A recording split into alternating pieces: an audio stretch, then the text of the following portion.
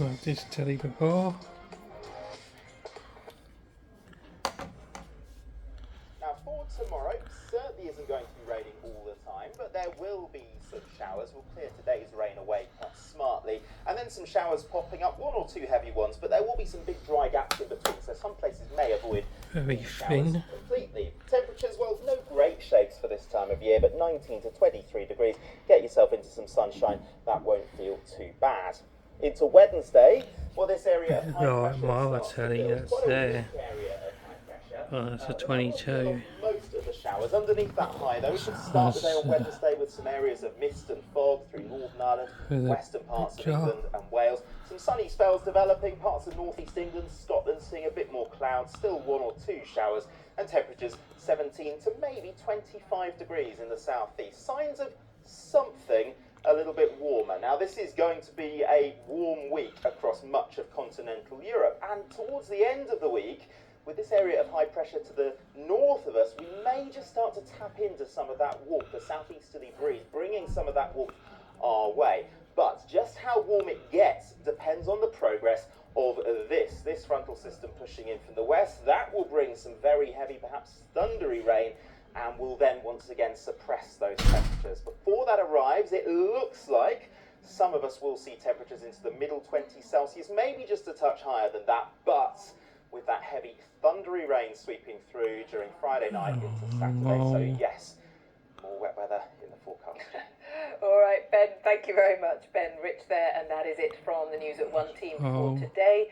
You can keep up to date with all those stories, of course, on the BBC website, but right now here on BBC One, the news continues. It's time to join our colleagues in our newsrooms. Wherever you are, have a good afternoon. Bye-bye. Thanks, Jane, and welcome to Look East. Our top story this lunchtime. Fears that plans for a new road could be disastrous for local wildlife.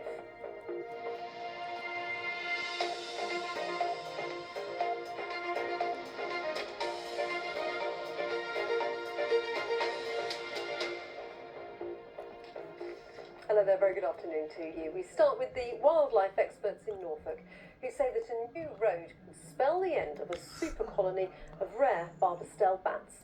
Norfolk County Council, which wants to build a road to link the so-called NDR to the A47, says its proposals take account of the bats, but the Norfolk Wildlife Trust claims it would be a disaster. Michael Higgins reports. Norfolk Wildlife Trust scientist Lottie Packman and UVA Professor Ian Barr in Ringwood, no marks on it, far from Norwich. It's 10 o'clock at night and they're checking their catch nets. Both are studying bats, and they find two adult male barbastelle bats. Lottie and Ian are licensed to do this highly skilled work. It's a long night for the bat group, which starts 3 hours earlier at 7 p.m. The bat research is tied to the proposed route of the multi-million-pound Western Link Road, which will go close to these woods. It's a project which divides opinion.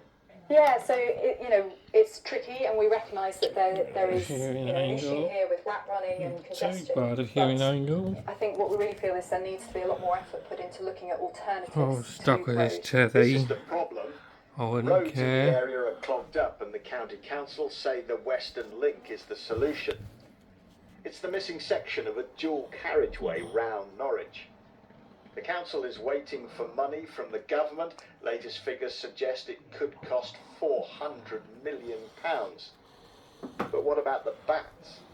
We were really worried about the bats. We've done a lot of mitigation to try and alleviate any issues that did come up. We've done a lot of surveys. We moved the road to take it away from any bat population, and we're really serious about making sure that the build does not affect the wildlife. No DVD player in this We one. know that Norfolk is a stronghold for this species, so we've got quite a responsibility here, to try and look after the species anyway. But what we've discovered here is what's probably the largest population in the UK. Lottie and the team continue their work into the small hours of the morning. 32 bats caught, logged and released. 7 species in all, including barbastelles. Certainly Alba one there now. Conservation and local politics. That one's been Mike sold. Higgins, BBC Look East. Grade 2 listed building in Cambridgeshire this morning. It broke out at an Indian restaurant in the village of Fordham. Firefighters expect to be at the scene for some